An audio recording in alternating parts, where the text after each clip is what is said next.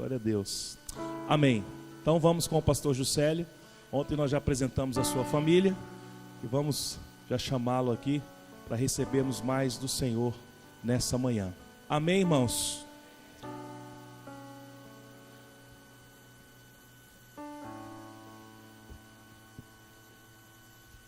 Graças a Deus. Bom dia, queridos. Que a bondade do Senhor esteja no seu coração. Ainda mais que possamos crescer e mais fundo nele nessa manhã. Amém. Deus começa a gerar um ambiente desde o primeiro momento. E eu quero unir a minha oração a cada louvor, a cada ministração nesse lugar, a cada oração que foi feita, a cada abraço, cada sorriso e cada olhar que foi liberado por meio do Espírito. Eu quero me unir ao que o Senhor está fazendo aqui, em nome de Jesus. Eu estava olhando os ar-condicionados.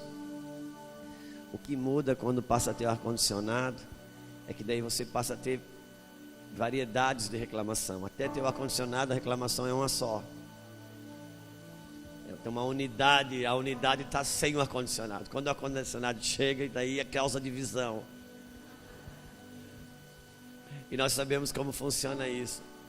Quando o povo descobre quem está com o controlezinho na mão, essa pessoa ela vai para casa atribulada, porque um manda baixar e o outro manda aumentar.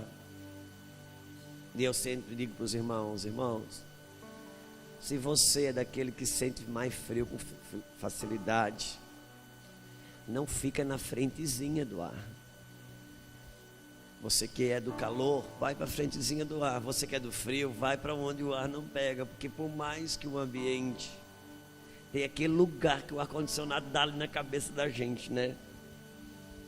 E a gente vive isso lá no Mevanda. Aí tem aquela pessoa que vem com blusa de lã, touca, e fica lá naquela cadeira que é um ponto cego, que o ar-condicionado não...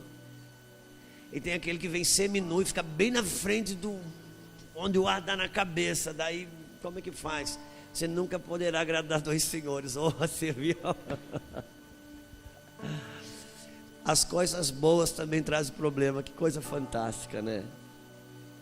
As coisas boas também trazem problema. Por isso que se você não for resolvido aqui dentro, o lado de fora sempre vai determinar a sua vida. Tem gente que vende a paz muito fácil, negocia a paz muito fácil. Às vezes acontece uma coisa que a pessoa não gosta, né? Nem com ele só viu que foi com o outro, mas só o fato de ele não gostar já fica bravo. Ele perde a paz fácil, entrega a paz fácil. Aqui dentro de nós, o Senhor nos chamou para daqui determinar as coisas. Você sabe que aquele dia, naquela tempestade, quando eles acordam Jesus, ele não acalmou a tempestade por causa que ele tinha um poder extraordinário só.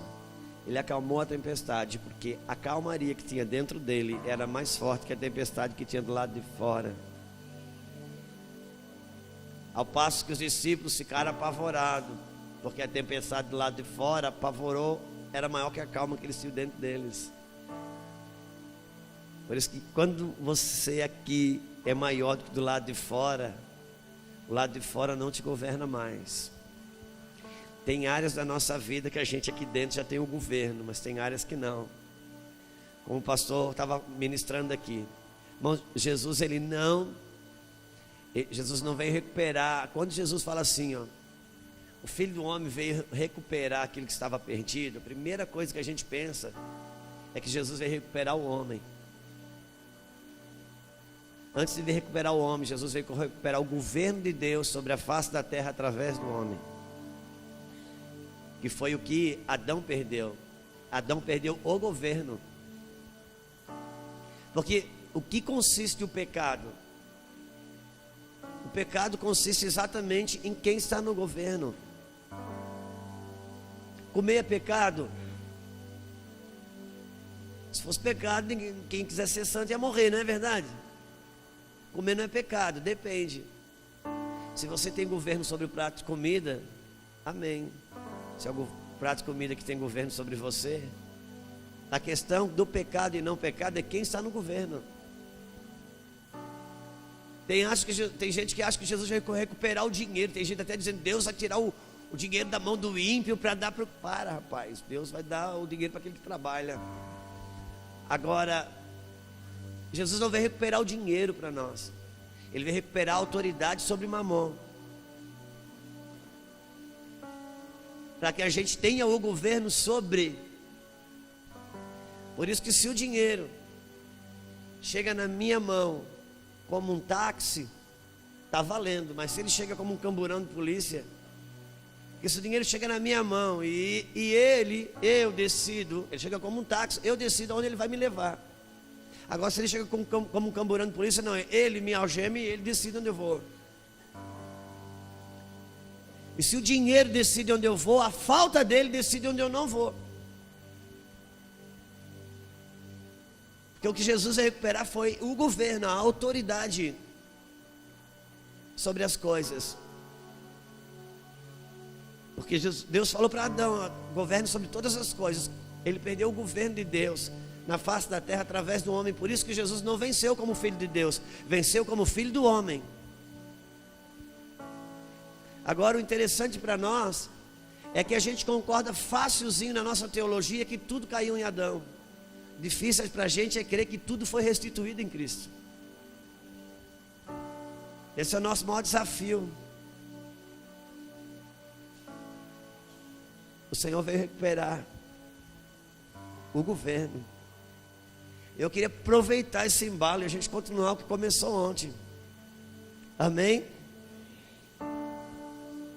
Estava muito gostoso aqui ontem. A gente estava bem pentecostal ontem, hein?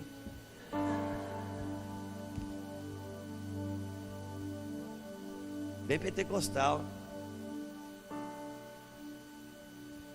Eu quero dar mais um abraço nos pastores que estão aí, gente, que são amigos de arado, companheiros de jugo, de ministério, e tem gastado e se deixado gastar para abençoar o corpo de Cristo.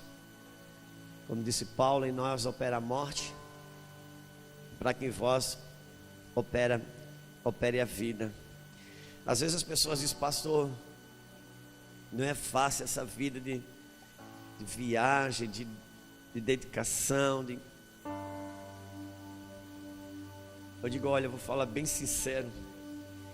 Se eu quiser ganhar crédito por conta disso, eu estou pecando. Porque, por incrível que pareça, eu vou fazer 50 anos esse ano.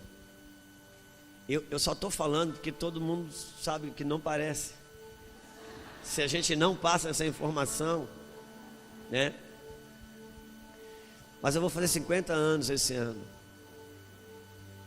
Desde a minha vida de criança, de adolescência, jovem, fase adulta, eu nunca tive a saúde que eu tenho hoje. Nunca tive. Nunca tive a saúde que eu tenho hoje. Então, eu realmente, Deus me dá uma graça de eu viver isso com tanta facilidade. Às vezes a minha garganta grita, um cansaço ou outro aparece, mas eu tenho plena consciência que eu não tenho condições intelectual para fazer o que eu faço, eu não tenho saúde física para fazer o que eu faço, e eu não tenho dinheiro para fazer o que eu faço. Realmente é uma graça e um favor do Senhor, que Deus me deu uma graça de descansar enquanto eu trabalho. Eu amo o que eu faço. Eu amo o que eu faço. Tem gente que acha que Jesus tirou ele do mundo para sofrer na igreja.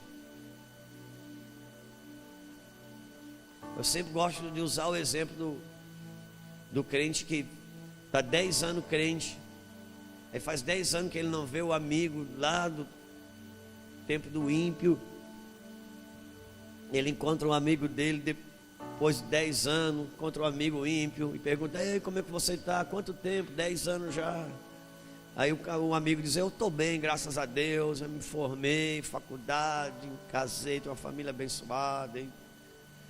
tenho a minha empresa. E você, como é que tá? Ah, cara, faz 10 anos que eu aceitei Jesus, agora eu sou crente, cara. E você sabe, é isso aí. Não pode isso, não pode aquilo. Como assim? Não, cara, 10 anos já que eu sou crente. Aí eu tenho essa vida aí. A foto 3x4, preto e branco, café frio com bolacha mole, essa coisa aí. Pelo amor de Deus, não seja uma propaganda enganosa do Evangelho. Não seja uma propaganda enganosa do Evangelho. Ele nos concedeu uma nova vida. A vida de Cristo. Cristo em vós, esperança da glória. Irmão, quem tem a capacidade está vivendo um quadro momentâneo, como esse casal está vivendo, e está aqui dizendo: Deus é lindo, Deus é grande, põe a mão para cima, sorria, seja feliz. Irmão, isso é uma coisa que só o Evangelho te proporciona. Você ter esperança na vida, você fazer do sofrimento uma matéria-prima para se fazer melhor. Porque tem coisas que Deus faz para você, e tem coisa que Deus faz por você, e tem coisa que Deus faz em você. Tem coisa que Deus faz para você. Eu estava muito precisando de um computador. Eu fiz uma viagem, que eu pisei o pé no lugar, eu ganhei um computador na hora, agora recentemente. É uma coisa que Deus fez para mim. Mas se não fosse pouco, Deus também abençoou nossas filhas. Eu sei que Deus faz isso. Deus, por mim, Deus abençoa algumas pessoas que estão em minha volta. Ele faz, já não é para mim, mas faz por mim. Aquilo que eu não posso fazer, Ele faz por mim. Agora tem coisas que Deus faz em mim. E quando que Deus faz em mim, meu pastor? Quando Ele não faz para mim, quando Ele não faz por mim, é porque Ele está fazendo em mim. Porque só o que Ele faz em mim, Ele pode fazer através de mim. E o Evangelho me dá essa capacidade. E até no sofrimento, na perda, naquilo que é negativo, saber que Ele está construindo algo novo dentro de mim, inclusive por meio de sofrimento. E cada vez que a gente dá uma resposta, porque você nunca sai de uma crise do mesmo jeito, nunca. Ou você sai pior ou sai melhor, dependendo da resposta que você dá para a crise. Ou você sai maduro ou mais duro, dependendo de como você responde. Porque ainda que pareça um chavão, mas pode ter certeza no seu coração que é verdade. O ingresso para uma promoção é a resposta que você dá para uma crise.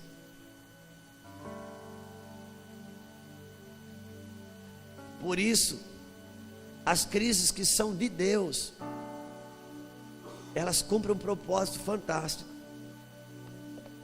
Vou falar uma coisa para você. Eu não abri a Bíblia ainda, hein? Só vale quando eu estou abrindo a Bíblia, gente.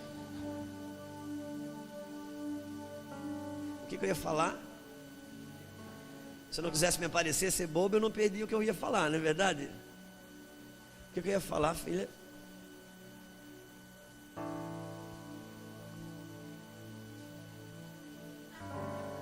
Espera, Deus. Eu perdi agora. Mas eu quero lembrar. Daqui a pouco vem, não sei eu que decido isso também. Mas a resposta que você dá a uma crise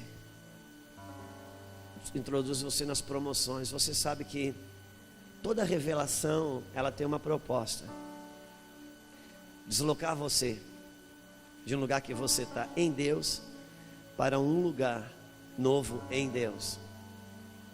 E nós somos prontos para largar aquilo que é do diabo para pegar o que é de Deus. Mas a gente é muito tardio para largar o que é de Deus e pegar o que é de Deus. Às vezes a gente está travado em algo que é de Deus, que veio de Deus, só que já venceu o prazo de validade. Porque Deus não muda, mas Ele se move, Ele se desloca. Deixa eu falar uma coisa para você. Entender a estação que você está vivendo é muito importante. Que você pode ter uma semente poderosa na mão, uma terra fértil, mas se você lança semente fora do tempo daquela semente, você não tem uma colheita proveitosa. E se a colheita não vem como a gente espera, Deus, o que aconteceu? A semente que o Senhor deu para o meu vizinho está melhor. Isso não é a mesma semente que eu dei para ele, eu dei para você. Então é a terra dele que o Senhor deu uma terra melhor para ele. Não, a mesma terra que eu dei para ele, eu dei para você. Então o que está acontecendo? Está acontecendo que ele discerne a fase e os tempos. Discernir o tempo. Porque desde Gênesis você vai ver que Deus trabalha com territórios. O primeiro homem que Deus fez, que ganhou de Deus o território, chamado Jardim do Éden. Quando ele pisou na bola, ele perdeu o território. Quando Deus chama Abraão, Deus está dizendo: eu vou te deslocar agora de um lugar para outro. Quando Deus visita o povo no Egito, diz: eu vou deslocar você de um lugar para outro. Jesus diz: na casa do meu pai há muitas moradas, eu vou preparar um lugar. Jesus não foi preparar a casa. Tem gente que acha que Jesus está no céu construindo um condomínio para a gente morar. Na casa do meu pai há muitas moradas. Então a casa do pai há muitas moradas significa dizer que ele não está fazendo, ele nem vai fazer. Se há, porque já existe. O que ele foi preparar? Lugar. Toda revelação ela tem uma proposta, me deslocar de lugar. Por isso, cada vez que eu tenho uma revelação e eu não me desloco, alguma coisa morre dentro de mim. E eu corro um risco de, ao passar do tempo, viver do que sei, não do que tenho. É horrível viver do que sabe, não do que tem. Porque os recursos reais da sua vida não é sobre o que você sabe, é sobre o que você tem.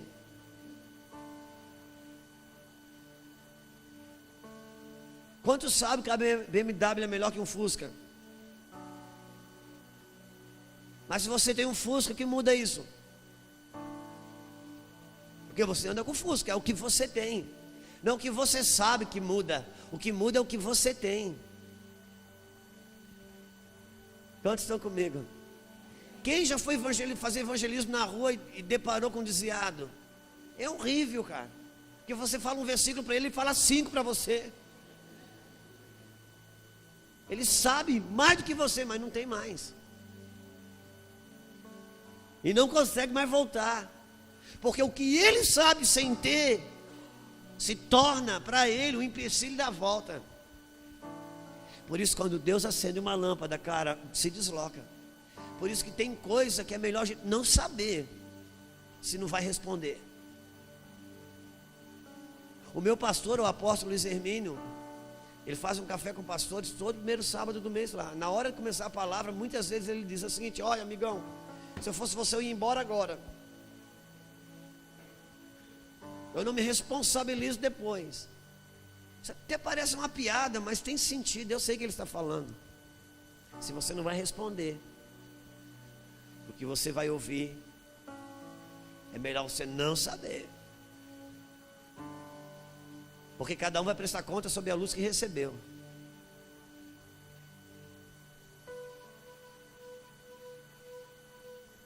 Pedro perguntou para Jesus: Senhor, até quantas vezes eu tenho que perdoar o meu irmão? Até 7? Aí Jesus: Pedro, tu não devia ter perguntado isso. Porque você tinha luz sobre o 7. Até aí estava tranquilo. Agora, do jeito que eu vou me responder para você, o 7 não vai dar mais para você. Porque cada um vai prestar conta sobre a luz que recebeu.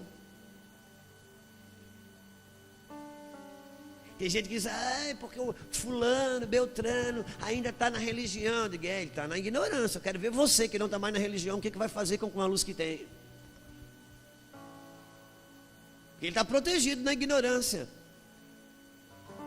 Porque a ignorância protege, por incrível que pareça. Eu sempre falo, vou falar de novo, né, Sarinha? A Sara tinha anemia quando era criança, não podia comer fígado. Tinha que comer fígado de boi, mas quem disse que ela come fígado? Ela não come fígado. Eu dizia: é alcatra, minha filha. É alcatra que o pai come, ela comia.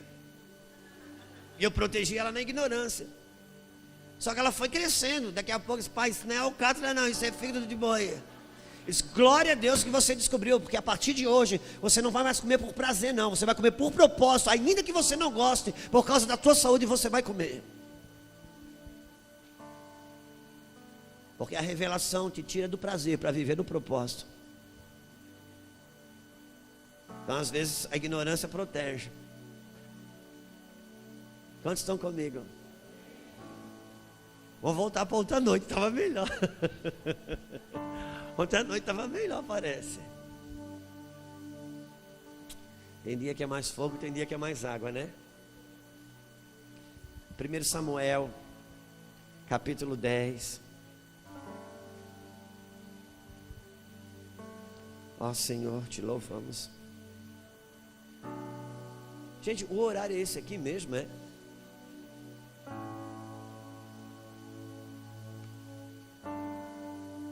Liga para casa, manda botar a maionese na geladeira, gente. Hoje é dia de maionese.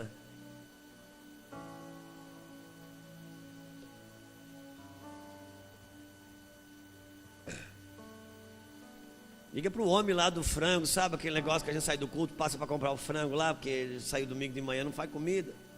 Diz para ele deixar umzinho lá separado. 1 Samuel capítulo 10. Nós vamos ler.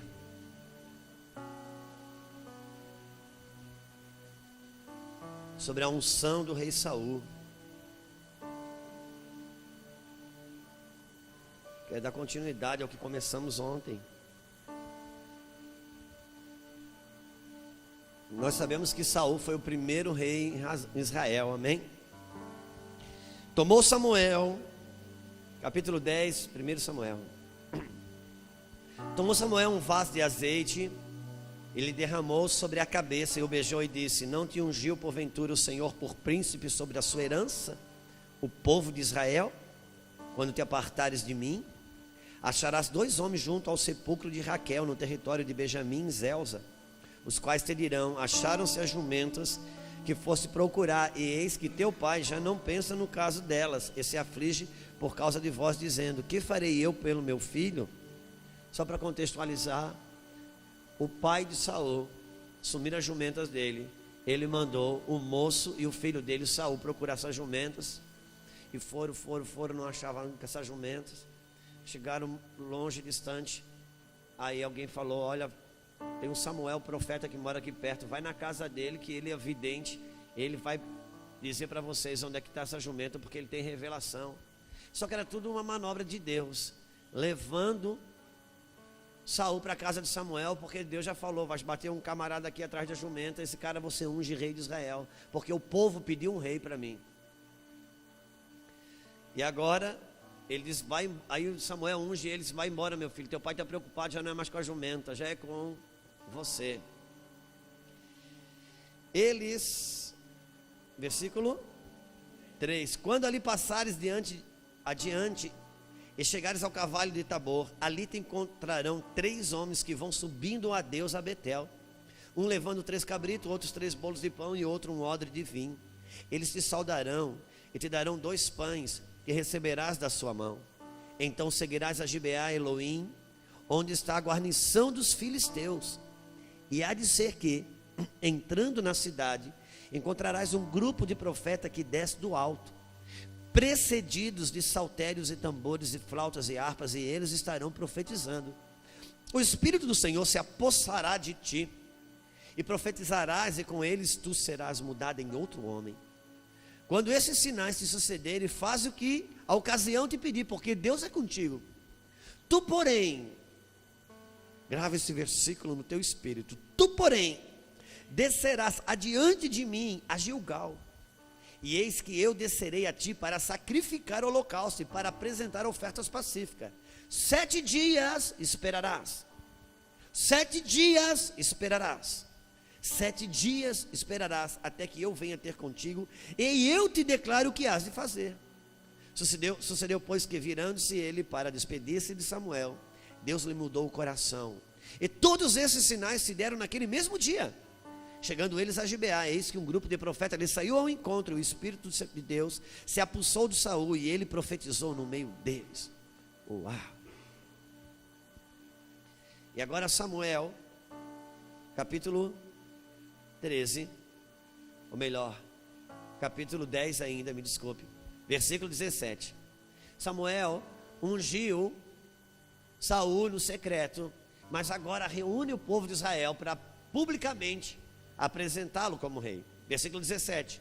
Convocou Samuel o povo ao Senhor em Mispa e disse aos filhos de Israel: assim diz o Senhor Deus de Israel: fez subir a Israel do Egito e livrei-vos da mão dos egípcios. Versículo 20. Tendo Samuel feito chegar todas as tribos, foi indicada por sorte a tribo de Benjamim. Tendo feito chegar da tribo de Benjamim pelas suas famílias, foi indicada a família de Matre, e dela foi indicado Saul, filho de Quis, mas quando procuraram, não podia ser encontrado. Importa dizer que Samuel reuniu todo o povo, e Samuel já sabia que Deus houvera escolhido Saul. Samuel já tinha ungido Saul no secreto, mas para o povo não achar que era uma escolha particular de Samuel, então Samuel usou de uma prática comum naqueles dias. Ele chamou todas as tribos e disse: olha, Deus vai entregar o rei que vocês pediram. Separou, fez sorteio das tribos. Caiu a tribo de Benjamim, disse: ó, o rei vai estar aqui. Aí ele fez sorteio pelas famílias. Caiu na família de Matre. Vamos fazer outro sorteio. Você sorteou por casa. Caiu na família de Quis, pai de Saul. Sorteou filho por filho, caiu em Saul. Então Deus confirmou Saul. Só que daí quando disseram: cadê Saul? O bichinho não estava. Eles não encontraram. Versículo, eu fico imaginando que essa hora Samuel deu uma balançada. Ai, ai, ai, será que eu errei a profecia? Quem é que já teve assim uma revelação, de repente um quadro fica estranho, assim, meu Deus, será que eu errei? Samuel ficou meio assim: cadê o cara, Deus? O Senhor falou que era ele. Versículo 22. Então tornaram a perguntar ao Senhor se aquele homem vier ali. Respondeu o Senhor: está escondido entre a bagagem. Deus dedurou ele. Diz que Deus não faz fofoca. Eu não sei. Deus disse: o cara está escondido na bagagem. E correram e tomaram dali, estando no meio do povo. Era mais alto e sobressaía de todo o povo, do ombro para cima. Então disse Samuel a todo o povo: vede a quem o Senhor escolheu. Então o Senhor escolheu Saul, amém? É que tem gente que acha que Saul é uma escolha do povo. Não, o povo escolheu um rei.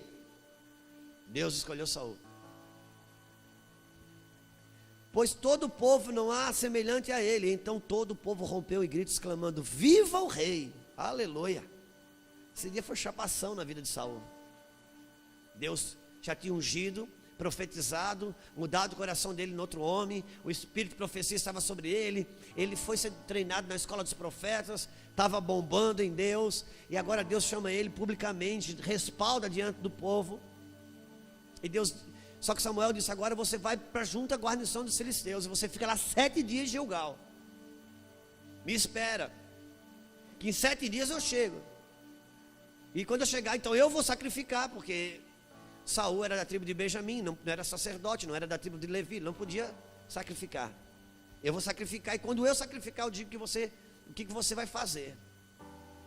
Então no capítulo 13, no versículo 8, agora Samuel já está em Gilgal, esperando, Saul já está em Gilgal, esperando Samuel. Versículo 8, capítulo 13. Esperou Saul 7 dias, segundo o prazo determinado por Samuel. Não vindo, porém, Samuel a Gilgal, o povo se foi espalhando dali. Então disse Saul: trazei-me aqui o holocausto e ofertas pacíficas. E ofereceu o holocausto. Mal acabara ele de oferecer o holocausto, eis que chega Samuel. Saul lhe saiu ao encontro para o saudar. Samuel perguntou: o que fizeste? Respondeu Saul. Preste atenção nessa resposta. Vendo que o povo se ia espalhando daqui, e que tu não vinhas nos dias em que acordamos, que estava acordado, e que os filisteus já tinham se juntado em Micmas, eu disse comigo, agora descerão os filisteus contra mim em Gilgal, e ainda não obtive a benevolência do Senhor.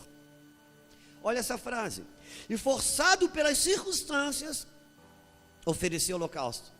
Então disse Samuel a Saul: procedeste loucamente em não guardar o mandamento que o Senhor teu Deus te ordenou, pois teria agora, hoje, o Senhor confirmado o teu reino sobre Israel para sempre. Uau! Eu gostaria de continuar o que começamos ontem. Sabe de uma coisa? Saul foi o primeiro rei de Israel. O povo pediu um rei. O povo não quis mais estar debaixo do governo do Espírito de Deus. Olhou para as nações e disse: nós queremos um rei igual as nações têm. E eles dizem ainda: um rei que guerreie as nossas guerras. E Deus escolhe Saul e acontece tudo que você viu aqui. Só que é muito interessante, porque eu sempre digo que quando a gente tem uma relação emocional positiva com alguém, e esse alguém erra, a gente é ameno na nossa crítica, a gente abafa o caso. E se esse alguém acerta, a gente exalta. Mas quando a gente tem uma relação emocional negativa com alguém, e esse alguém erra, a gente aproveita para botar a pessoa no inferno. E a gente tem uma relação emocional muito positiva com Davi. O Davi da Bíblia é o nosso xodó.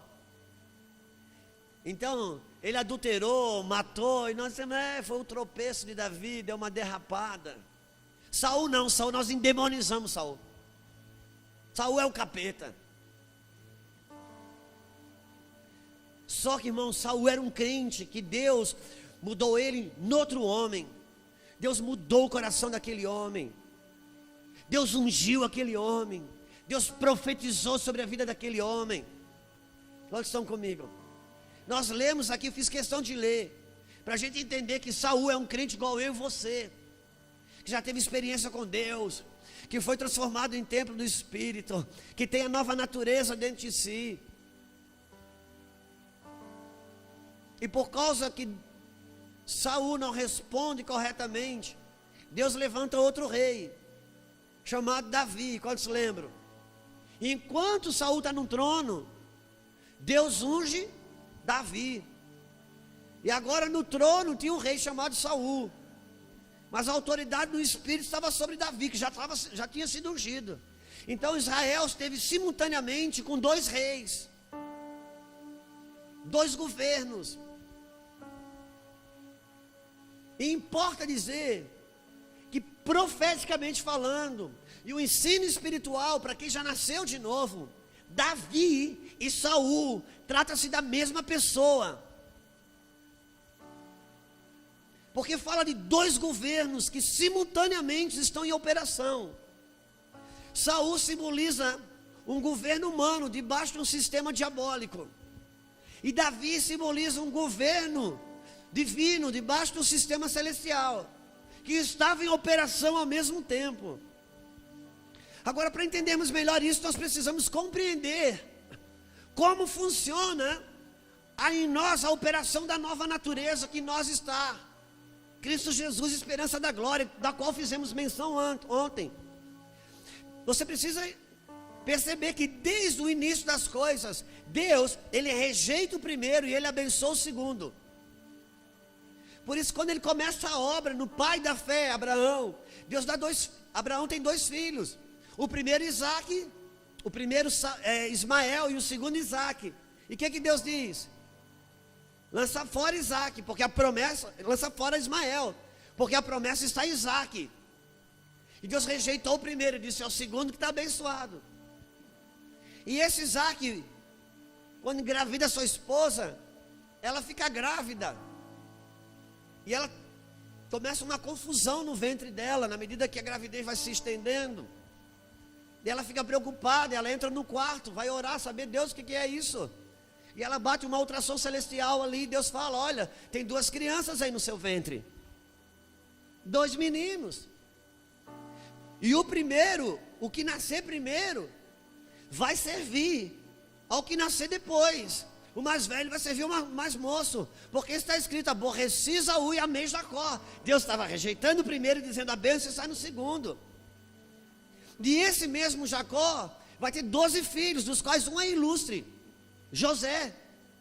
Esse José também tem 2 crianças.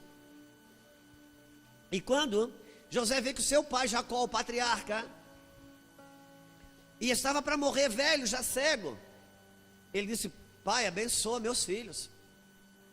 Então o avô Jacó veio abençoar, e a Bíblia diz que ele colocou a mão direita sobre o mais moço, e a mão esquerda sobre os mais velhos. E José sabia que o mais velho tem o direito de primogenitura. Disse: pai, você está velho, já está cego, o senhor trocou a mão. E Jacó disse: deixa que assim seja. De novo, Deus estava rejeitando o primeiro e dizendo que a bênção está sobre o segundo. E esse José levou toda a família para o Egito. Nós sabemos disso, amém? E quando chega no Egito, Deus resolve libertar aquele povo de Deus depois de 430 anos. E levanta um homem chamado Moisés para isso. E quando Moisés liberta o povo do Egito, a primeira geração não entra em Canaã. Deus mata eles no deserto, é a segunda que entra. De novo, Deus estava rejeitando o primeiro e abençoando o segundo. E esse mesmo Moisés sobe no monte, e Deus esculpe uma pedra, escreve as leis. Esse homem desce, quando ele desce, ele chega no pé do monte, lá no chão, vê o povo adorando o bezerro, ele quebra a lei, quebra as tábuas da lei, e depois Deus tem que reescrevê-la, porque Deus estava quebrando e rejeitando a primeira aliança, porque Ele está dizendo que a bênção está no segundo. E depois que esse povo está em Canaã, o povo resiste ao governo de Deus e pede um rei, e Deus dá um rei, Saul. Só que Saul é rejeitado, e Deus: eu rejeitei Saul, eu já levantei um rei segundo o meu coração, que é Davi. E depois que esse povo está instalado aí, Davi decide fazer um templo, uma casa para Deus. E Deus fala: você levanta os recursos, Salomão, seu filho, constrói. E foi construído. Mas um dia, Nabucodonosor, rei da Babilônia, invade Jerusalém e destrói, acaba com aquele templo. E 70 anos depois, Deus dá uma ordem para ele reconstruir o templo. E debaixo dessa ordem tem uma palavra profética que diz que a glória da segunda casa seria maior do que a primeira. De novo, Deus estava rejeitando a primeira, estava abençoando o segundo. E nós aprendemos ontem que essa casa, ela tinha um ensino pedagógico, falando de mim e de você, que nos tornaríamos templo, casa do Espírito. O que Deus está nos dizendo é sobre mim e sobre você. Eu e você, nós temos em Adão, já caído, em natureza caída, em morte espiritual. Mas quando um homem e uma mulher nasce de novo, se torna templo do Espírito, recebe a nova natureza, e a glória dessa segunda casa é maior do que a primeira. Eu estava falando de mim e de você.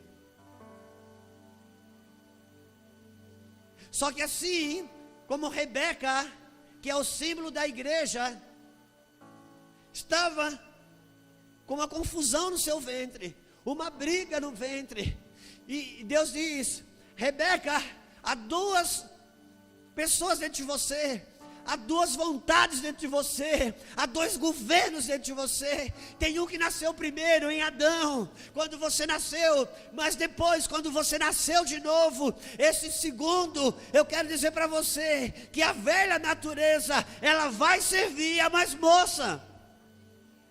Está dizendo que a tua natureza adâmica, ela vai se submeter ao governo do Espírito.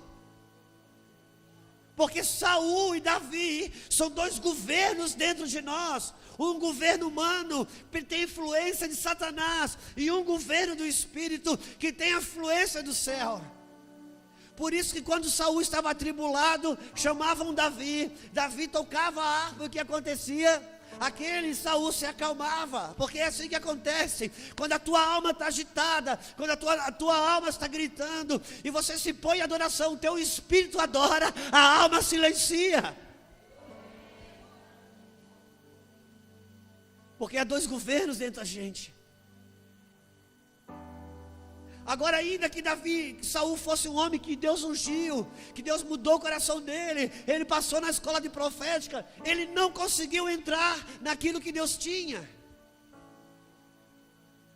Porque quando ele precisou entrar naquilo que Deus tinha publicamente, fizeram sorteios. Cadê Saul?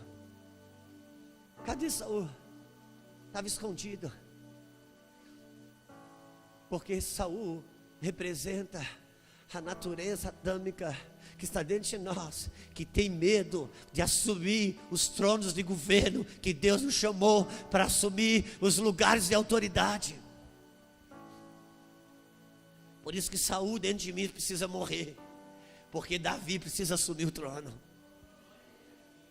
Quantos estão comigo? Por isso que Deus diz, Samuel diz: Saul, eu te ungi, só que agora para mim te estabelecer no trono, você vai para perto das guarnições dos filisteus. E por que perto da guarnição dos filisteus?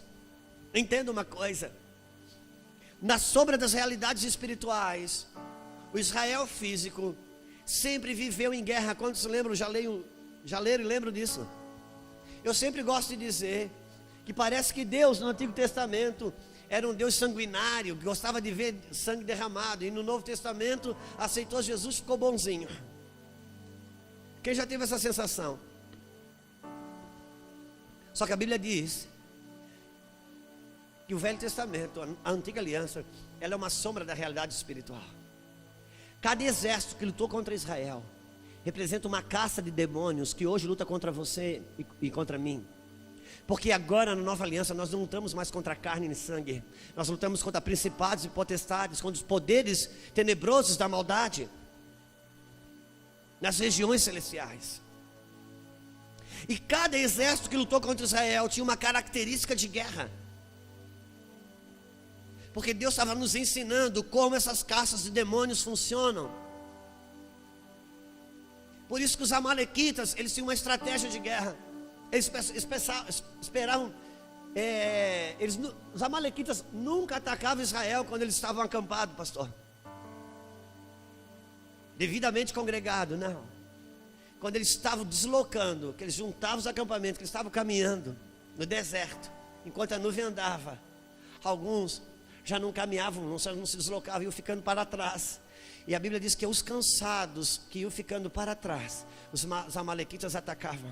Sabe aqueles crentes que vão deixando de congregar, se movendo junto? Porque a lei básica da predatoriedade, o que é? Separa do bando e ataca. Quem assiste o canal do Boi sabe o que eu estou falando. Que eu assisto só aquele negócio de animal. E é assim que funciona. É a lei básica da predatoriedade, separa do bando e ataca.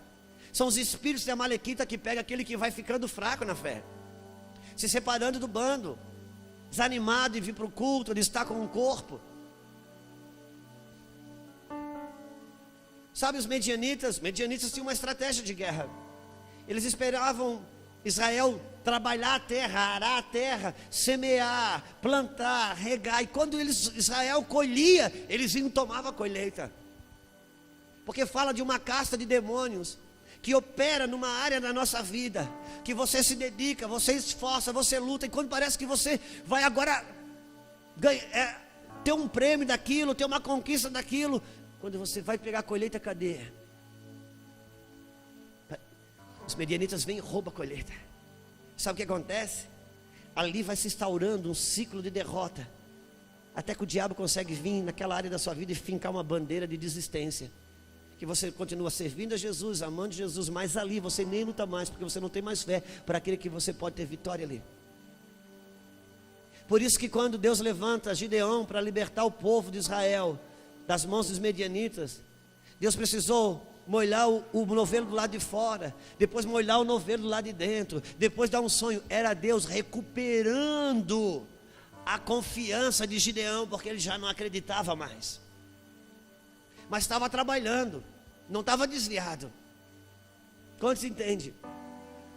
Mas quando se trata de assumir tronos e governos, postos e lugares de autoridade, Deus diz para Saul: você é um crente ungido agora. Você já experimentou cura, já experimentou milagre, você já experimentou unção, só que você não experimentou governo, sentar no trono. Eu vou te estabelecer no trono de Israel, vai perto da guarnição dos filisteus. Por quê? Porque os filisteus têm uma característica totalmente diferente. Porque os filisteus falam de uma caça de demônios que trabalha no medo, na intimidação, que provoca medo e que intimida. Por isso que o Golias que Davi derrubou, ele era filisteu. Sabe, irmãos, quando a gente conta a história de Davi, a gente se concentra muito no dia que Davi derrubou o Golias. Não dá tempo de ler, gostaria de ler. Mas a Bíblia diz que o exército dos filisteus se acamparam aqui. E tinha um valezinho no meio. E o exército de Israel se acampou aqui. Todos os dias pela manhã e pela tarde, o Golias, aquele gigante. Os filisteus já eram enormes, mas o Golias conseguia ser gigante mesmo. Vinha e dizia: olhem, levante um homem dentre vocês, que lute comigo. Tire entre os homens daí, entre vocês que servem a Saul, e venha lutar comigo. E aquele homem, se me vencer, todos nós serviremos a vocês, mas se eu vencer, vocês servirão a nós. E a Bíblia diz que eles fizeram isso por 40 dias. Ao cabo de 40 dias, todo o exército de Israel já estavam com síndrome de pânico. Eles estavam apavorados. Daqui a pouco chega Davi, totalmente fora daquele contexto, diz: gente, o que está acontecendo? Está passando isso. Mas como, cara? O cara não tem aliança com Deus. Nós temos, que confusão é essa? Que medo é esse? Aquilo que é uma vitória garantida, quando você está debaixo do espírito dos filisteus, você fica com medo, porque o espírito de medo oprime. Agora, assim como Deus mostrou nos exércitos que lutaram contra Israel, como que essas caças de demônio operam, Ele também mostra como vencê-las. Por isso que Davi enfrenta o gigante Golias e o derruba. Por quê? Porque medo é gigante. E gigante você não conversa, gigante você não dialoga, gigante você não discute, gigante você enfrenta e derruba. Por isso não adianta conversar com medo, não adianta discutir com medo, não adianta você querer fazer negociação com medo. Medo é gigante, você enfrenta e vence, ou você não enfrenta e é derrubado. Por isso que aquele homem disse: levante um dentre vós que lute, e se o que dentre vós lutar comigo ganhar, serviremos a vocês e seremos vossos escravos. Mas se o que dentre vós lutar comigo perder, então vocês servirão a nós, serão nossos escravos. Por quê? Porque você se torna escravo daquilo que te vence. E as nossas áreas de medo fazem nos esconder nos cestos, que nos impede de entrar nos lugares de autoridades que Deus quer nos estabelecer. Por isso Saul e Davi é a mesma pessoa dentro de mim, dois governos lutando, mas a Bíblia diz que o segundo vai sobrepor sobre o primeiro. Por isso que Jesus disse: eu quero um burro, um jumento para entrar em Jerusalém. E disse mais: um jumento que nunca foi montado. Que loucura, que insanidade. O cara vai fazer um desfile no meio da multidão e pede para se montar no jumento que nunca foi montado. Você faria isso? Você ia contratar uma eguinha do Hotel Fazenda, aquelazinha que já tem uma criança, sobe. Os discípulos pensaram: meu Deus, que mico que vamos pagar aqui. A hora que começa a subir nesse jumento, ele vai se jogar lá na frente. Eita vergonheira. Só que a Bíblia diz que Jesus senta naquele jumento e o jumento vai. Por quê? Porque Jesus está falando que o jumento é a minha natureza adâmica. Mas quando você nasce de novo e a natureza do Espírito está sobre ela, ela tem um caminho que ela não decide mais a sua vida. Aleluia! E o gigante do medo são o que nos impede de entrar naquilo que Deus tem para nós. Mas o cara era crente como eu e você, cheio do Espírito como eu e você, ungido como eu e você, experiências como eu e você já tivemos, mas no seu medo impedia de assumir as áreas de autoridade. E agora Deus está dizendo: você precisa vencer isso, cara. Porque medo você não discute, medo você não negocia, medo é gigante. E o medo tem a mesma operação da fé. Você que está escrevendo, escreva isso. O medo tem a mesma operação da fé. Sabe por quê? O que a fé faz? A fé traz à existência aquilo que não existe. Pelo poder da confissão, eu vou trazendo a existência. Porque é crendo no coração que se alcança a justiça, e confessando com a boca que se alcança a salvação. Mas para nós, confessar com a boca para alcançar a salvação, é vir aqui na frente e confessar Jesus. Não, cara, é muito mais que isso. É quando você crê no seu coração, a Bíblia diz que você já alcançou justiça. Mas a salvação vem com a confissão pela boca. Deixa eu te explicar melhor isso. O que é justiça? Justiça é você dar ao outro o que lhe é por direito. Então, quando você crê no coração que Jesus pode fazer algo, você já encontrou justiça, ou seja, já é direito seu ter aquilo. Só que você tem o direito, porque já alcançou pela justiça, porque creu no coração, mas ainda não consegue salvar aquela área que está condenada na sua vida. Como que você faz? Pela confissão. Você vai confessando segundo a palavra, até que aquilo venha estar com você. E agora você não é só mais um direito que você tem, mas você tomou posse daquilo que você tinha por direito. E a fé, o medo tem a mesma operação da fé, porque tem o poder de trazer à existência o que não existe. Como? Pela confissão. Porque o diabo, quando o espírito dos filisteus vem dar um ataque contra a minha vida, contra a minha casa, ele não vem só para me amedrontar, ele vem para fazer uma coisa: buscar uma confissão contrária à palavra. Porque no medo eu confesso ao contrário.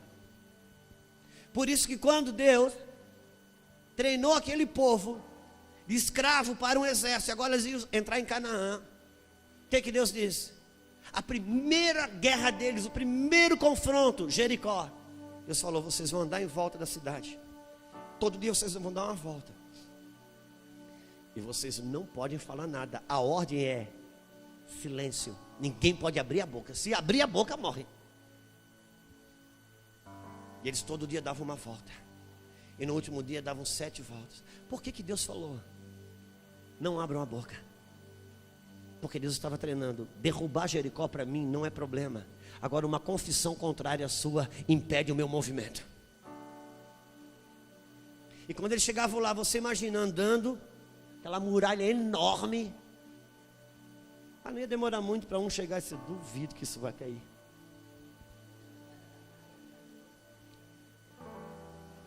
E Deus, além de não abrir a boca, era um certinho atrás do outro. O meu pastor disse que Deus botou um certinho atrás do outro, porque crente, quando não pode falar com a boca, ele fala com o olho. Ele diz: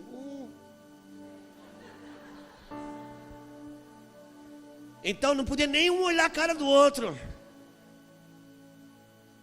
Porque o diabo, pelo medo, ele busca uma confissão contrária. Porque ainda que Deus seja poderoso para derrubar as muralhas de Jericó, numa confissão contrária, você impede o movimento do céu. Por isso Saul precisa morrer, porque Deus quer assumir governos aqui dentro. Porque a fé, o medo tem a mesma operação da fé. A fé faz você começar a acreditar, imaginar coisas estar na tua mão que você não teria, seriam absurdas. Mas você começa a imaginar, porque a fé projeta isso. E o medo é igual. Só que medo você não negocia. Por isso que eu falo, o medo tem projeção igual a fé.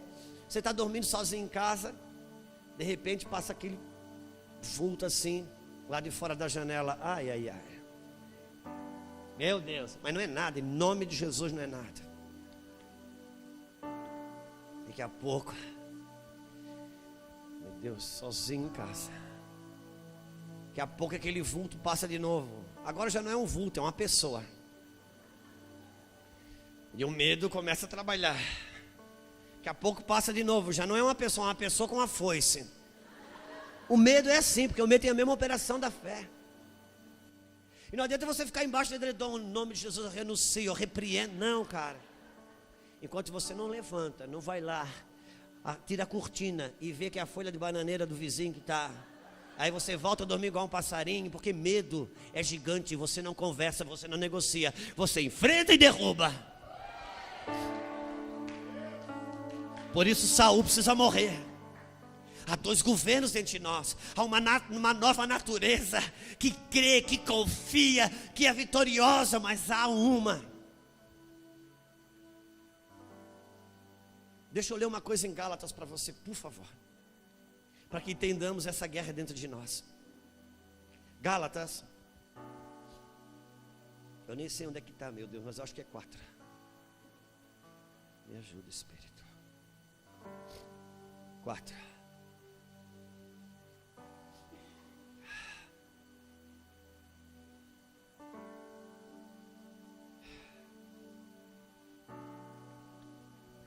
Capítulo 4, versículo 21.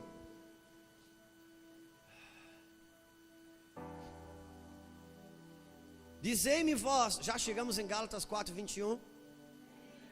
Dizei-me vós, os que quereis estar sobre a lei, acaso não ouvis a lei? Pois está escrito, Abraão teve 2 filhos, uma da mulher escrava e outro da livre. Mas o da escrava nasceu segundo a carne, que é onde eu e você nascemos, na natureza adâmica. O da livre, mediante a promessa, que é o que nós obtivemos pela fé em Cristo Jesus, o novo nascimento e uma nova natureza operando em nós. Essas coisas são alegóricas, porque essas 2 mulheres são 2 alianças. Uma, na verdade, se refere ao Monte Sinai, que gera para a escravidão. Esta é Agar. Ora, Agar é o Monte Sinai, na Arábia, e corresponde a Jerusalém atual, que está em escravidão com seus filhos. Mas a Jerusalém lá de cima é livre, o qual é nossa mãe. Porque está escrito, alegra-te, ó estéril, que não dás a luz, exulta e clama, tu que não estás de parto, porque são mais numerosos os filhos da abandonada que dos que tem marido. Versículo 28, vós porém, irmãos, sois filhos da promessa, como Isaque. Vós porém, irmão, sois filhos da promessa, como Isaque. Vós porém, irmãos, sois filhos da promessa, como Isaque. Versículo 29, como porém outrora que nasce segundo a carne persegue o que nasceu segundo o Espírito, assim também é agora. Uau! Porque acontecia, Ismael era mais velho. Quando Isaac nasceu, eles começaram a crescer junto. Ismael, ele vivia atribulando a vida de Isaac, tanto que Sara falou, manda essa mulher embora com esse garoto, que está querendo apavorar a vida de Isaac. E ele falou, assim como era na sombra das realidades, assim é agora. O nascido da carne, ele milita e persegue o que é nascido do Espírito. Assim é você, a sua nova natureza, que crê, que confia. Mas a velha da carne, a nascida em Adão, caída, ela persegue para roubar a fé, para roubar a confiança. Há uma guerra, assim como foi lá, assim é agora. Mas lança fora a da escrava, porque você é filho da livre. Assume o governo. Versículo 30, contudo diz a Escritura, lança fora a escrava e o seu filho, porque de modo algum o filho da escrava será herdeiro com o filho da livre. Não adianta, a fé e o medo, eles não governam junto, ou é a fé, ou é o medo. E Deus está dizendo, eu quero estabelecer você em lugares de autoridade. Você já tem unção, você tem revelação, você tem um coração novo, uma nova natureza, mas você precisa vencer os medos. Por isso que quando eu te ungi, eu disse, vai para perto da guarnição dos filisteus, porque você pode ser salvo, pode ser curado, mas enquanto você não vencer o que te amedronta para entrar em alguns lugares em Deus, ainda que você seja salvo, você não governa. E Jesus não é senhor de ovelhas ele é pastor, ele é senhor de senhores.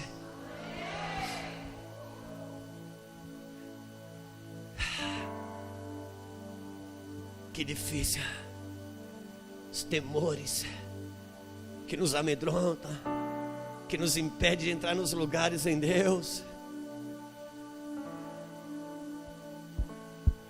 Você nunca vai conhecer só um reino, você vai conhecer os 2 reinos, os combates, os embates. eu sempre gosto de insistir. Quando Jesus pergunta: o que vocês dizem que eu sou? E Pedro diz: o Senhor é o Cristo, o Filho de Deus vivo. E Jesus disse: uau, Pedro, você teve uma revelação tão grande agora. Na verdade, você é o único que teve essa revelação aqui.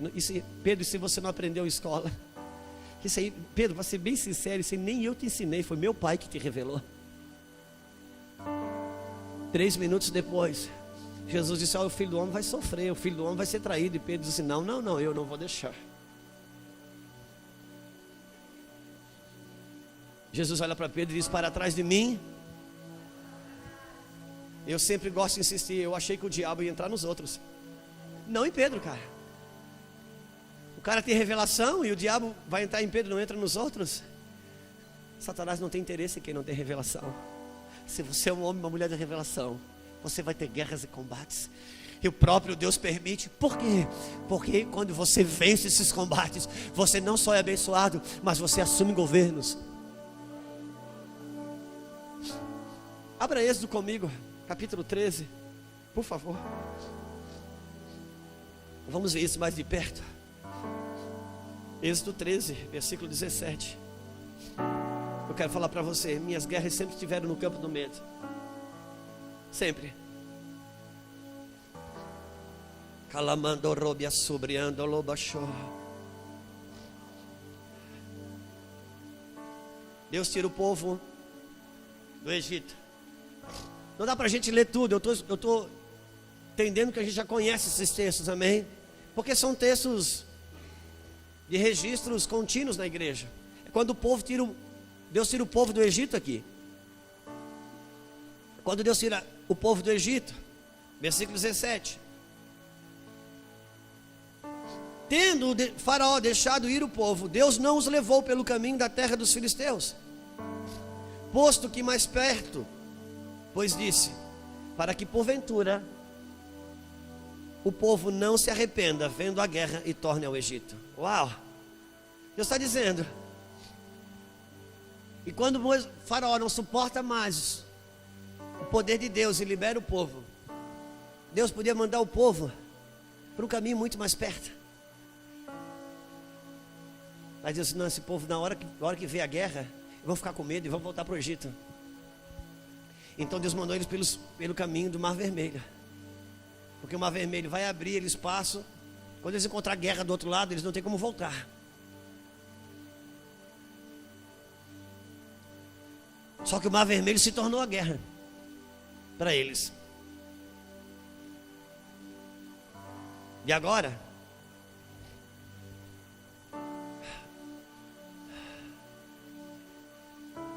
porém Deus fez o povo rodear pelo caminho do deserto, perto do Mar Vermelho. E arregimentados subiram os filhos de Israel do Egito. Versículo 8.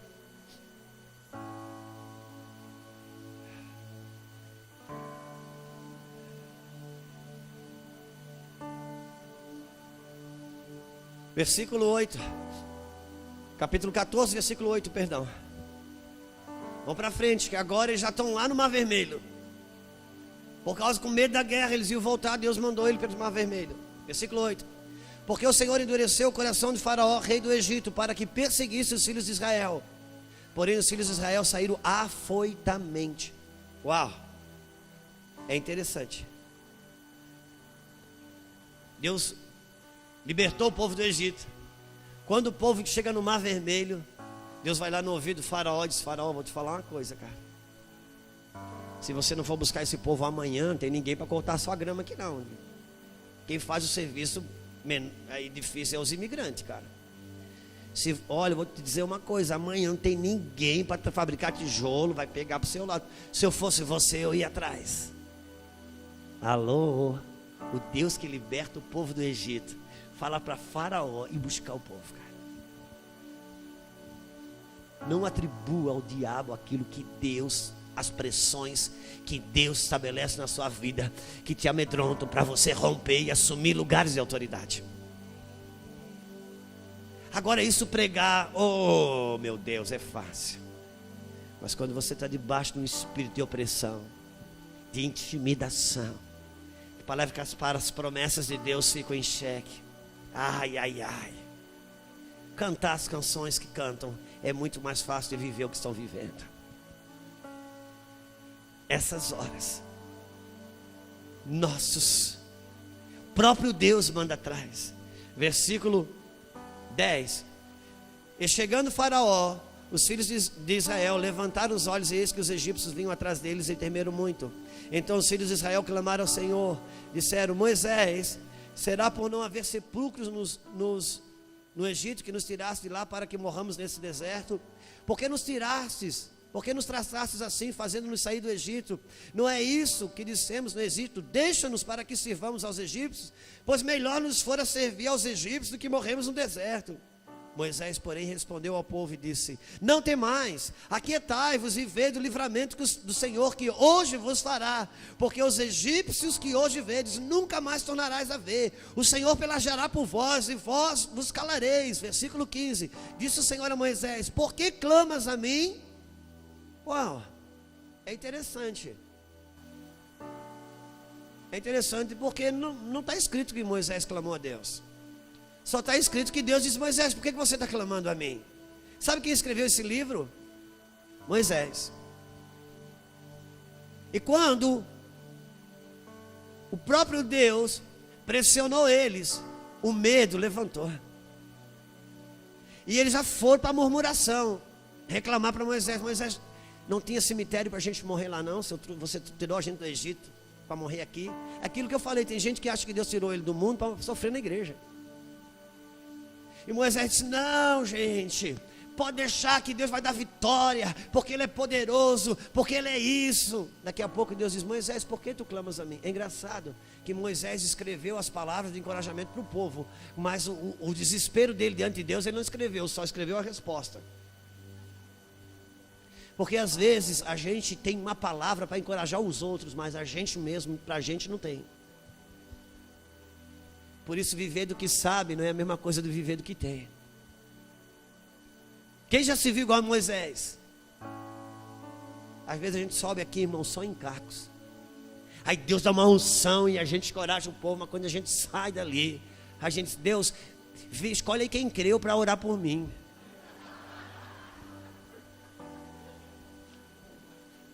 Quantos sabem o que eu estou falando? Governo. Aí Deus diz para mim, Deus diz: Moisés, por que você clama a mim? E ele continua dizendo o quê? Diga aos filhos de Israel o quê? Uau! Versículo 19. Então o anjo de Deus que ia diante do exército de Israel, uau! O exército de Israel, tudo com mentalidade de escravo, saiu afoitamente, desesperado, mas para Deus era o exército dele. Agora deixa eu dizer uma coisa para você. Deus disse para Moisés: Moisés, por que você está clamando? Moisés, por que você está orando? Se eu estou orando para o Senhor dar livramento nessa causa. Moisés, o que eu fiz com você? Eu libertei você, o Senhor nos libertou do Egito. Tá, e o que eu disse para vocês que vocês são? O Senhor disse que a gente não é mais escravo, que agora a gente é um exército. E o que exército faz? Exército marcha. Então, meu filho, não é mais uma questão de oração, é uma questão de você se posicionar com aquilo que eu já fiz. Tem coisa na nossa vida que não tem mais a ver com uma oração, mas com posicionamento. Ele não vai morrer na cruz de novo.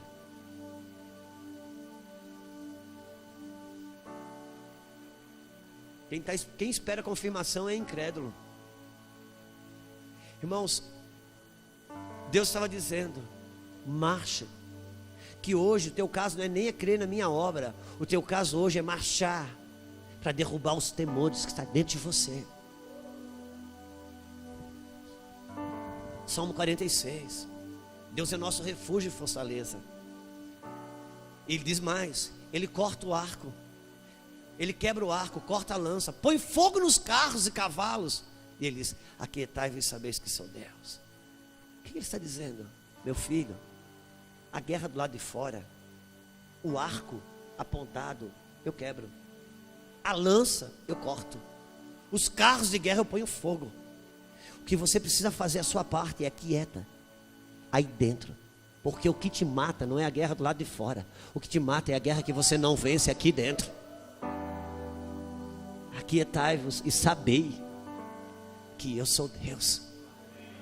Porque o que nos derruba, irmãos, não é as coisas que nós não conseguimos fazer dar certo lá de fora. O que nos derruba é as guerras que eu não consigo vencer aqui dentro. Por isso Saul precisa morrer para Davi assumir o trono. Porque Saul e Davi tratam-se de mesma pessoa. E eu posso estar como Saul, tem a unção, tem experiência, mas não assume governos. E Deus fala, então Deus diz: Saul, você vai para perto da guarnição dos filisteus. Em 7 dias eu chego lá, Samuel disse. Sabe o que acontece? Você sabe que 7 na Bíblia é um número de Deus, amém? Naqueles dias, para eles eram 7 dias físicos. Para nós 7 dias é um tempo do Senhor, amém? Aí Saul está lá, chapadão, profecia ainda borbulhando na cabeça, a lembrança de vendo Samuel dizendo: ó, ele é o rei, o povo gritando: ele é rei, é ungido. O coração transformado em outro homem. Sabe aqueles dias assim que Deus fala, profetiza na frente de todo mundo, diz que eu tenho uma obra contigo. Aquele dia a gente cai no chão, tem ranho, tem lágrima, tem tudo junto, aleluia. Volta para casa. E agora ele está lá, e o povo junto com ele, e o exército dos filisteus. Passa um dia, aqueles incrédulos já cansaram, começou a ir embora. Mas Saul está ali, aleluia, glória a Deus, Deus falou, Deus disse, aleluia. Vem o segundo dia, Samuel não chega. Tem mais um povo que vai indo embora, e o exército filisteu dá um passo para frente. Que ele começa a crescer ao contrário. Aquele aleluia, aquele glória a Deus já não era mais o mesmo. Ainda tinha aleluia, glória, o Senhor sabe todas as coisas, sabe? A gente já muda. Já tem outros versículos no repertório. Vem o terceiro dia, o quarto dia, Samuel não chega.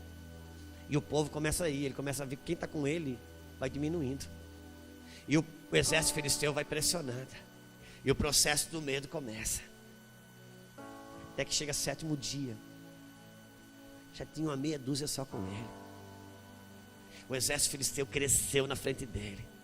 Aquele cara está apavorado, embaixo de uma pressão terrível. Terrível. Quando chega uma hora ele não aguenta mais. Ele disse: gente, Samuel está demorando muito. Deus não entra no negócio. Dá um animal aqui que eu mesmo vou sacrificar. E ele sacrifica. Quando ele acaba de sacrificar, Deus, que não chega atrasado, chegou ali na hora. Aos 45 minutos do segundo tempo. O juiz ainda não tinha apitado o jogo, gente. Samuel disse: o que você fez, Saul? Disse: Samuel, deixa eu falar uma coisa. Eu fui vendo que a pressão foi aumentando, o exército filisteu foi crescendo, quem estava comigo foi indo embora. Eu fui ficando, esse exército vai acabar comigo. Eu falei comigo mesmo, porque o medo faz você conversar com você. Na mente, eu falei comigo mesmo: estou quebrado, não alcancei a benevolência do Senhor. Samuel não chega, o que Deus prometeu não aconteceu. Forçado pelas circunstâncias, cara. Forçado pelas circunstâncias. Eu mesmo sacrifiquei com a minha mão. Forçado pelas circunstâncias, debaixo do medo, quando Deus quer me promover, quando a pressão aumenta e Deus vai me colocar vitorioso sobre algo que me amedronta, aí eu vou lá e sacrifico com as minhas próprias mãos. E Deus disse: cara, mais um pouquinho eu tinha te estabelecido no lugar de autoridade sobre isso que te amedronta. Mais um pouquinho eu tinha te dado o governo sobre algo que eu quero te dar há muito tempo, mas por medo você não entra. Sabe, pressão financeira vem. A pressão financeira vem, aperta, e a gente está na fé, segura, fica firme, Resista ao diabo, ele fugirá de vós. Pega um pouquinho que tem, vai lá, oferta, semeia. E chega uma hora quando Deus diz: eu vou te estabelecer numa autoridade nesse lugar. A gente não suporta, vai lá, faz o empréstimo. E quando acaba de fazer o empréstimo, Deus diz: cara, por que você foi fazer isso?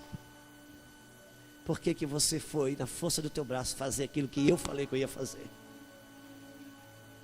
Quantos entendem o que estamos falando? Porque o espírito dos filisteus, ele cria um quadro na nossa mente maior do que realmente é. Quantos entendem o que estamos falando? Quantos estão debaixo de pressão? Dizer que o próprio Senhor, essa hora que até o diabo é o diabo de Deus. O próprio Senhor. Quando o povo saiu do Egito, o povo tem um batismo. O batismo do Mar Vermelho. Mas para entrar em Canaã, irmãos, quando eles saíram do Egito, o inimigo estava atrás.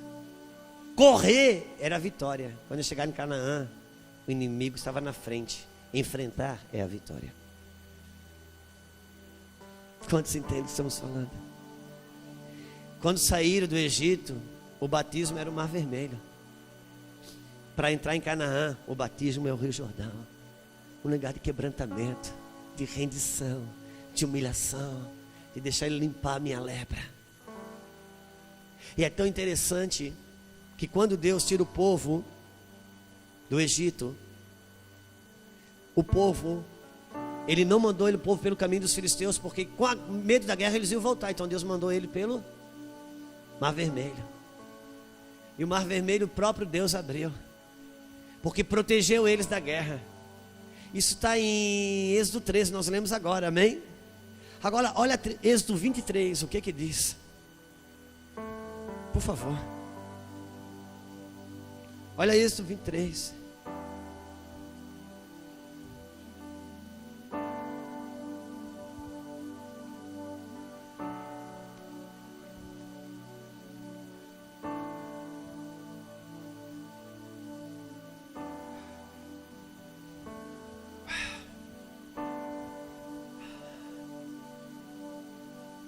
Versículo 31.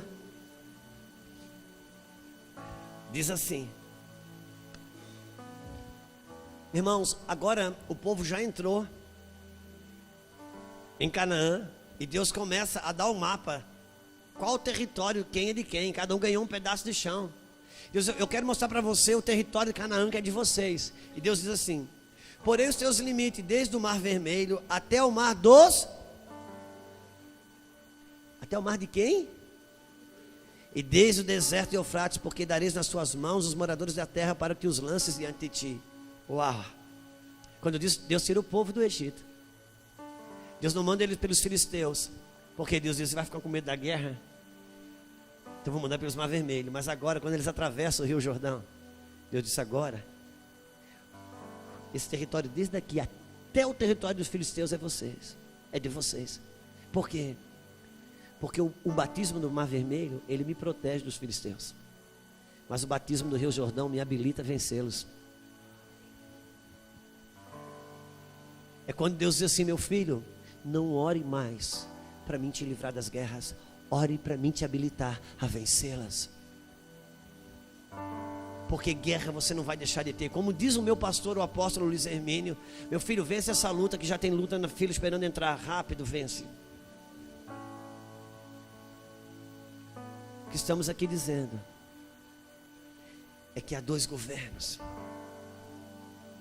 Nossos temores, nossos medos, que nos impedem de assumir lugares de autoridade, ainda que tenha experiência com Deus, ainda que é ensinado numa escola de profetas. Tudo isso Saul viveu, mas não pôde assumir trono, não pôde assumir governo, porque na verdade, profeticamente, o Saul precisa cair, porque o trono, o governo é de Davi, porque Davi fala da nova natureza que está em mim e em você, que sobrepõe aos temores que a natureza adâmica nos impõe. Quantos estão comigo? Agora deixa eu dizer uma coisa: Quando Faraó diz para Deus, fala para Faraó, vai atrás. Irmãos, eles estavam diante do Mar Vermelho, comemorando que tinham sido libertos. De repente, deserto, eles começaram a escutar os atropelos de Faraó, os carros, os cavalos. Quem já assistiu o filme aqui de faroeste sabe o que eu estou falando. Um cavalo andando no deserto, você põe o ouvido no chão, você escuta ele a quilômetros. Eles não viram o exército, eles ainda não viram o exército, eles ainda não sabiam, eles só escutaram os atropelos. Eles disseram, uau, o exército faraó está vindo atrás de nós. Irmãos, ouça-me, eles não só escutaram os atropelos dos cavalos, não. Todo um banco de memória foi acionado. Porque aquele povo que saiu dali, quando eles eram crianças, sabe, o irmão mais velho era escravo, sabe, o primo era escravo, o pai era escravo, e o avô era escravo, e o tio era escravo. Cresceu numa cultura de escravo.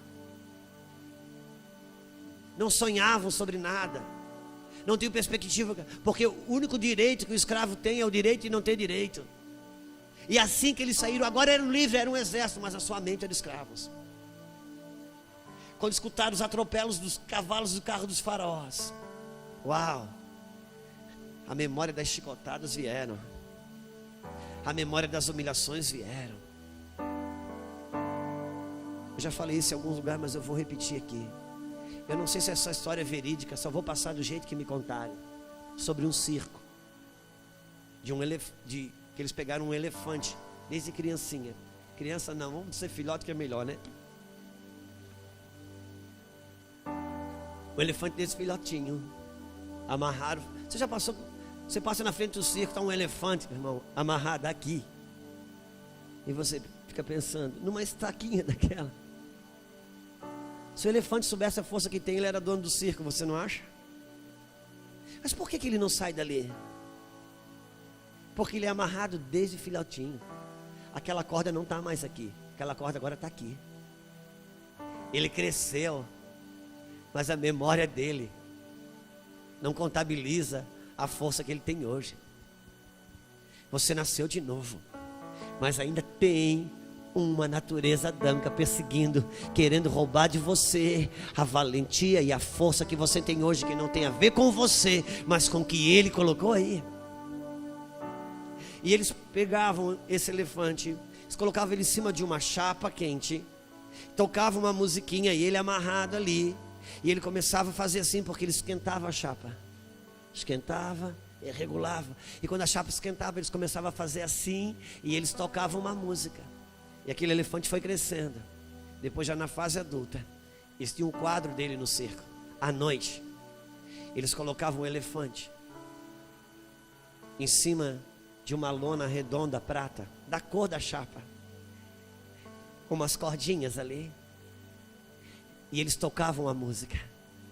Quando eles tocavam a música, o elefante começava. Todo mundo aplaudia que o elefante estava dançando, mas na verdade, ele estava querendo se livrar daquela queimadura que não existia, porque era só uma lona prata. Mas a música associada àquilo que esquentava, fazia ele fazer aquilo. Por isso que quando você foi salvo, você foi liberto do Egito. Às vezes sintomas de depressão voltam. Às vezes uma perda financeira associada a lembranças antigas. Às vezes cenas, situações que te reportam a lugares onde você foi escravizado, machucada. Faz o diabo vir dizer, você nunca foi liberto. E o Senhor vem dizer, não, meu filho, é só a música que Ele está tocando, para você acreditar que você não foi liberto. Mas a chapa quente não está mais debaixo dos seus pés. Eu já te libertei. São só sintomas que eu deixo para você vencer e se estabelecer no lugar de autoridade aí. Governo de Deus operando em nós, pelo Espírito e pela palavra. Irmãos, não importa o quanto que Deus nos abençoa. Parece exagero falar, mas Deus, irmãos, pode nos abençoar muito. Você sabe que as reais bênçãos são aqueles lugares que aqui dentro você tem o governo. Por isso que quem não tem o governo aqui dentro tem a necessidade de controlar as coisas do lado de fora. Pastores inseguros aqui dentro têm necessidade de controlar o rebanho. Esposa insegura aqui dentro tem necessidade de controlar o marido. Marido inseguro aqui dentro, porque Deus falou para Adão: Adão, governe tu sobre todas as coisas. Governar sobre coisas, não sobre pessoas. Quem não governa aqui dentro tem necessidade de controlar fora. Agora quem governa aqui dentro, solta. Solta. Solta. Saul precisa assumir o trono. Davi precisa assumir o trono. Saul precisa ser vencido. Quantos estão comigo? Gente, não me olha assim que eu estou ficando apavorada. Agora quem está com medo sou eu. Eu queria que você não enxergasse isso como uma pregação. Eu queria que você enxergasse isso como algo, um lugar que Deus está te inserindo. Porque os teus temores não são os meus. Os meus temores não são os seus. Sabe, deixa eu lhe dizer uma coisa. Quando Deus, eu preciso acabar, né? Quando Deus mandou restaurar os muros de Jerusalém, Esdras e Neemias foram reconstruir os muros da cidade. Esdras e Neemias, eles colocaram uma família para levantar cada parte do muro. Deu um pedaço do muro para cada família reconstruir. Quando eles receberam um grande ataque, uma oposição à reconstrução, eles foram se proteger. O que Esdras fez? Esdras e Neemias foram derrodeando o muro e viram que algumas famílias, a parte do muro já estava muito baixa ainda, e outras famílias já tinham progredido bem. O que ele fez? Para proteger, porque muro fala de proteção. Para proteger, ele mandou colocar guarda atrás das partes mais baixas do muro. Ele colocou guardas armados atrás das partes do muro que estavam baixas. Meu irmão, eu sei as partes baixas dos meus muros, que não são seus. Você sabe as partes baixas dos seus muros, que não são os meus. Eu sei meus temores, que não são seus. Por isso que a religião não funciona, porque ela padroniza, mas o reino não. Seja no mundo dos temores ou no mundo do pecado, cada um sabe as suas partes baixas. Irmão, tem homem na igreja. Você pode botar ele morar com 10 mulheres, que o temor de Deus vai governar a vida dele. Tem homem na igreja que não pode dar carona para uma irmãzinha de 80 anos, que é perigoso. Cada um sabe as partes baixas do seu muro. Tem mulher na igreja que ela pode ser uma conselheira, daquela que você pode abrir as coisas mais terríveis da sua vida, porque caiu ali, é um cemitério. Tem irmã na igreja que tem que pintar unha em casa, porque se cair lá no manicure, pronto, a fofocada pega ela já. Cada um sabe as partes baixas do seu muro. Cada um sabe os seus temores. Os meus temores não são seus. Tem coisas que às vezes parecem ser simples para um, mas para outro é um apavoro. Por isso Deus nos deu a fé. Porque na Bíblia o contrário de fé é medo. Porque a fé é uma coragem. Por isso Jesus dizia: não temas, tenha fé. Porque o contrário de fé é medo. Porque o medo é uma fé ao contrário. A pessoa que não anda de avião, por quê? Porque ela tem mais fé que o avião vai cair do que vai chegar no outro lado. É uma fé ao contrário. E o diabo vem buscar uma confissão contrária. Porque ele me oprime e me intimida para arrancar dos meus lábios uma confissão contrária. Por isso não é errado ter medo, se você continua confessando a verdade. Porque é pela confissão que você alcança a salvação. E isso é um fundamento do reino. Porque não é pecado ter medo. Porque coragem não é ausência de medo. Coragem é exatamente para quem tem medo. Porque onde não tem medo não precisa de coragem. Você acha que aquele camarada que se enche todo, se enrola em cobra, aquelas cobras e tal. Você acha que aquilo ali é coragem? Não, ele não tem medo daquilo. Agora, quando você aceita ele tirar uma cobra daquela e colocar em você, isso é coragem. Porque coragem não é ausência de medo. Coragem é fazer aquilo que tem medo. Porque a fé é uma coragem que vence nossos temores. Mas a fé vem pelo ouvir a palavra de... Por isso que debaixo dos meus temores, meu antídoto é confessar a palavra. Posso não ter nada o que comer na minha mesa. Essa é a minha realidade, mas não é a minha verdade. A minha verdade é: já fui jovem, agora sou velho, mas nunca vi um justo mendigar o pão. Posso ter uma enfermidade no meu corpo, essa é a minha realidade. Eu não sou débil mental, não vou negar, mas não é a minha verdade. A minha verdade é que Ele levou sobre si todas as minhas enfermidades. O que me liberta é a verdade. Confessar a verdade. Fundamentos da fé cristã, fundamentos do reino, a palavra que Ele colocou acima dele mesmo. Deus está nos levando a assumir alguns lugares de governo. Nossos temores, nossos medos nos roubam assumir lugares de governo.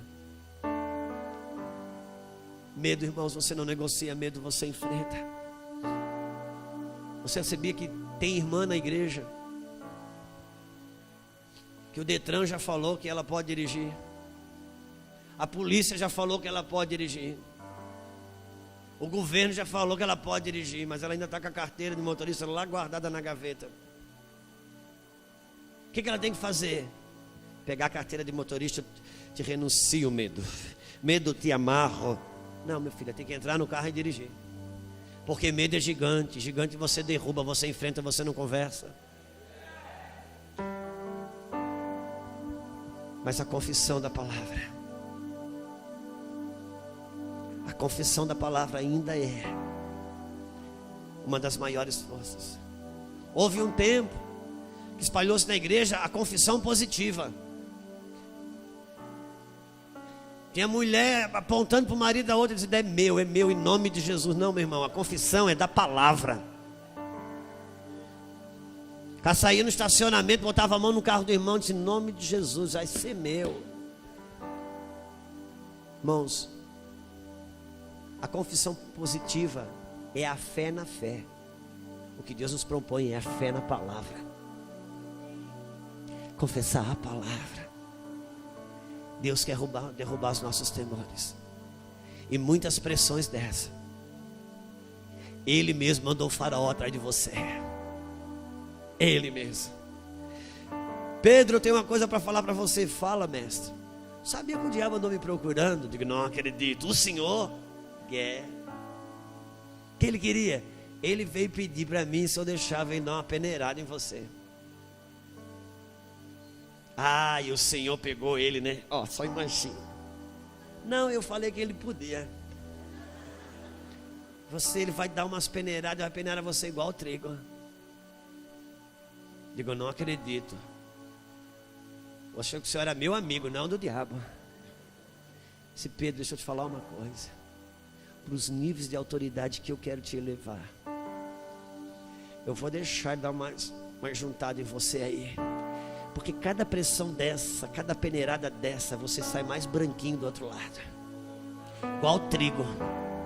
Você sai mais refinado, mais quebrantado, mais amoroso, menos crítico, menos exigente. Eu estou orando para que a tua fé não desfaleça.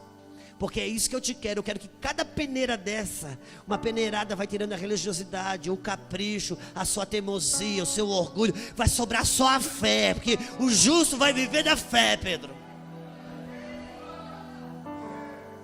Quando vencemos essas pressões, volto a confessar para você, pregar sobre isso é mais fácil. Mas essa é uma realidade de cada um de nós. Eu vou encerrar, voltando para mesmo Êxodo 23, eu vou encerrar agora. Nós lemos o 31, amém? Êxodo 23, 31 foi o que nós lemos.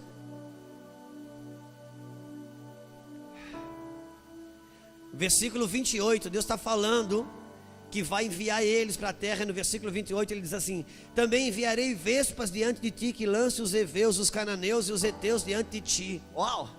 Sabe, Deus está dizendo, quando você pisar nessa terra, vai um chame de abelha na tua frente.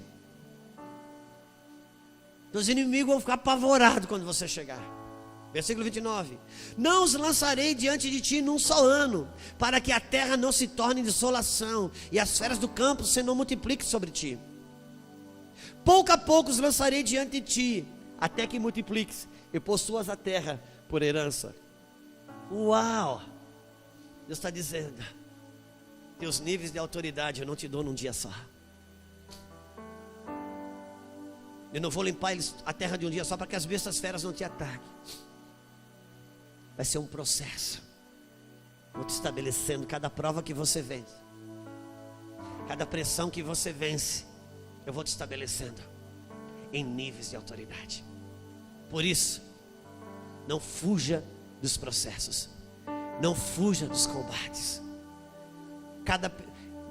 Cada peneira dessa, muitos vão ficando, mas aqueles que permanecem vão se estabelecendo em lugares de autoridade. Fica de pé comigo. Oh meu Deus, eu falei que eu não ia olhar o relógio, mas agora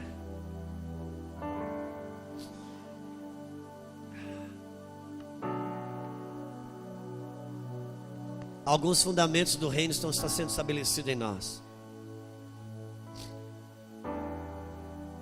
As pressões nos fazem sacrificar com as próprias mãos. Oh Espírito Santo, te damos graças nessa manhã, Pai. Te louvamos nessa manhã. Sabemos que estamos sendo treinados pelo Senhor, treinados a confiar, treinados a nos mover no Espírito, treinados a nos estabelecer em lugares de autoridade, lugares de governo, lugares de tronos. Ó Senhor, a experiência de ter o nosso coração afetado por Ti, nós já vivemos. Experiências de cura, de ver milagres, de ver coisas como Saul viu e experimentou. Mas nossos temores e nossas inseguranças, nos roubos dos lugares de governos, mas nessa manhã, eu oro para que os filisteus comecem a ser derrubados. Eu oro, Senhor, para que a unção de Davi esteja sobre nós. Eu oro para que o Senhor nos estabeleça em lugares novos. Cada pai de família, cada mãe, cada jovem, cada esposa, cada marido, cada homem, cada mulher, nesse lugar, ó Deus. Como nós falamos aqui, cada um conhece os seus temores, cada um conhece as suas inseguranças. Sabemos que se nós gritarmos, o Senhor nos livra da guerra, mas sabemos que livres da guerra não nos colocamos em lugares de autoridade. Por isso, nos ensine a vencer as guerras, Pai. Nos ensine, nos habilite. Eu não estou clamando por guerra, eu estou clamando por capacitação. Eu não estou clamando por guerra, eu estou clamando por habilitação, Senhor. Nos fortalece, nos dá as armas necessárias, nos dá, Senhor, a coragem necessária. Nos ensina a vencer o bom combate da fé. Sim, Deus, nos ensina a vencer aquilo que nos amedronta.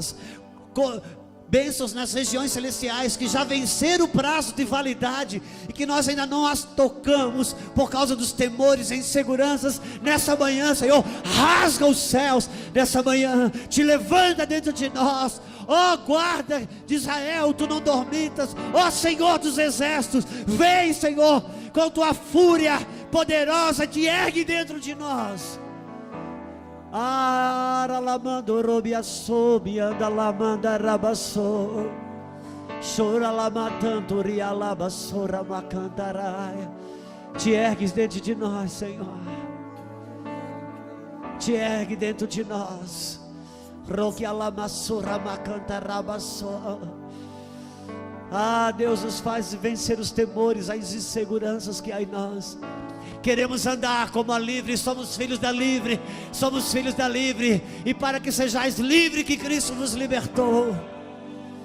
Não queremos nada mais que o Senhor nos tem, mas também não queremos nada menos que o Senhor nos tem. Ora lá basura macandarai. Diminua, que Ele apareça. Sim. Eu me constranja com a sua glória e todo o seu amor, infinita humildade. Eu sei que já está tarde, mas eu vou pedir isso só para te dar a oportunidade de você ter um deslocamento. Você está nesse lugar, e se você dentro do seu coração você diz assim: se não tivesse vindo ninguém no culto, só eu, Deus já tinha acertado a palavra. Eu quero que você saia do seu lugar.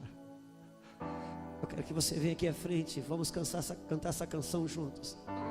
Não se trata de eu orar por você, se trata do teu deslocamento, de dizer: Deus, eu quero, eu preciso assumir lugares que são meus e que os meus temores me impedem, que já estão prontos, que Ele já conquistou, que Ele já me estabeleceu. Sim, cante comigo, meu amado. Sim, que Ele cresça. Vem mais para frente, por favor. Não impeça o corredor. Me ajudem, pastores, me ajudem.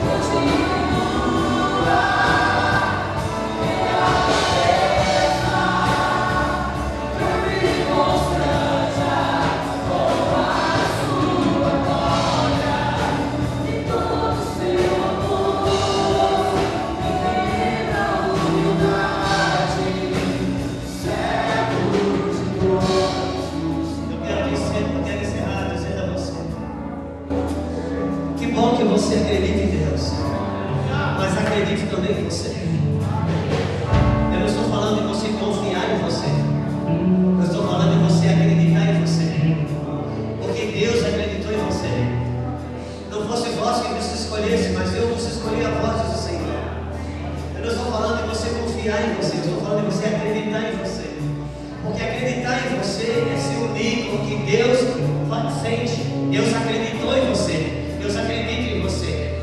Agora Deus não confia na sua carne, então não confia em você, acredite em você. Deixa eu falar uma coisa para você. Diante de Deus, minha esposa está aqui, ela mandou nossas filhas. Ela sabe que eu nunca tive problema de acreditar em Deus. Como você, Alexandre, nunca teve problema de ser fiel a Deus. Eu vivi situações terríveis, mas nunca abri mão das minhas promessas. O que me faltava era acreditar em mim como Deus acreditava. Acreditar em você como Deus acredita. Eu nunca precisei cuidar dele, se Deus não muda, eu preciso cuidar de mim. Por que tu clamas a mim, Marcha? Acredite em você.